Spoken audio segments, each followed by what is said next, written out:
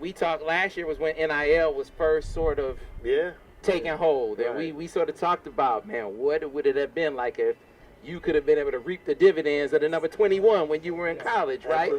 Absolutely. A year into it, and you see how it's being applied, right? How some schools are using it and how some schools aren't. Right. What are your thoughts on NIL now and how it's sort of changing the college landscape and how you think it's going to change the college landscape moving forward? Well, I tell you what, Sam, there's a lot to unpack when you talk about NIL. There's just so much to unpack there.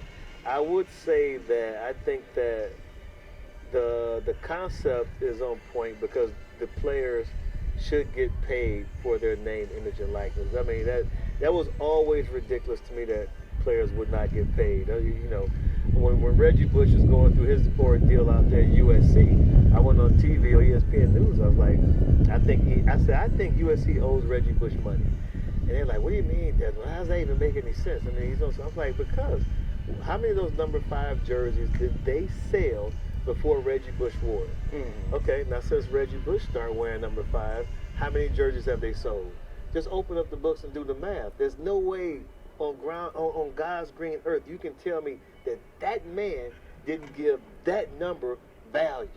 There's no way you can tell me that. There's no other industry where you can push that off or anybody there be okay with it. Mm-hmm. Just this one was that. Yeah. So I get passionate about that, brother. So anyway, it was crazy. It was ludicrous. It was ridiculous that they would sit there and make it seem like these kids didn't give like these jerseys or whatever it was, you know, pictures.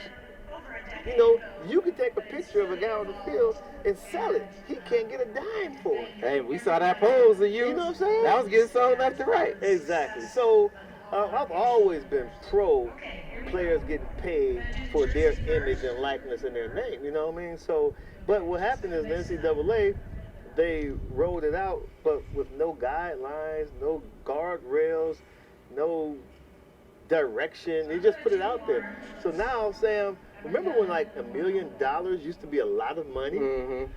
Sheesh, like now these guys are just getting $1 million for doing like, you know, showing up. Yeah, just showing up.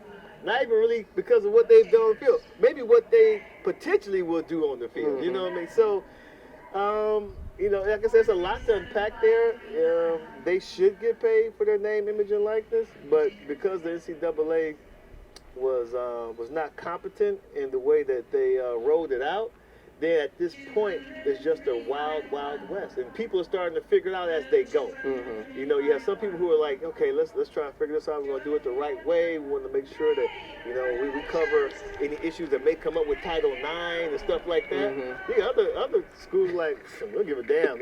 How much for this kid? You know what I mean? Yeah, we'll figure it out. Okay. They might slap us with a sanction. We don't give a damn about that. What's a sanction? You know what I mean?